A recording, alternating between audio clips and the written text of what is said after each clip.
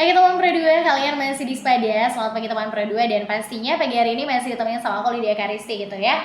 Mengawali pagi dengan penuh rasa bahagia pastinya, keinginan dari semua orang ya. Tapi kadang ada juga hal-hal yang bikin mungkin mood kita jadi nggak baik pagi hari ini ya. Apalagi untuk kalian anak muda yang sibuk banget di luar sana, tuh yang penting banget itu untuk mendapatkan kebahagiaan diri kamu sendiri ya.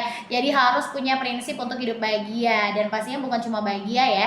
Kebahagiaan kita itu bakalan lebih pol-polan kalau hidup kita bermakna bagi orang lain ya. Jadi teman Pro 2, aku kasih tahu buat kamu semua, mau hidup bahagia itu nggak perlu harus punya hal-hal yang mewah dan lain sebagainya ya. Cukup hidup sederhana tapi tenang gitu hatinya, batinnya tenang. Jadi apa ya, fokus ke hal yang penting kayak keluarga, kesehatan kamu, sama tujuan hidup. Dan paling penting sih teman Pro 2, pola pikir kamu ya.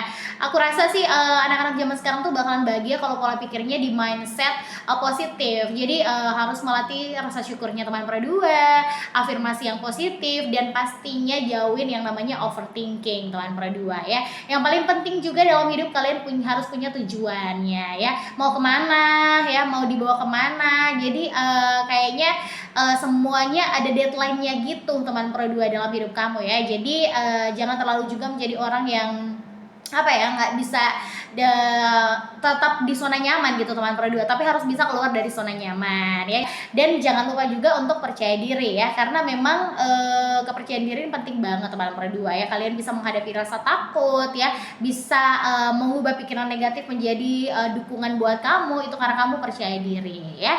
Oke, semoga hari kamu menyenangkan di pagi hari ini teman Pro 2, dan pastiin untuk tetap berusaha hidup bahagia dan bermanfaat untuk teman-teman kita ya.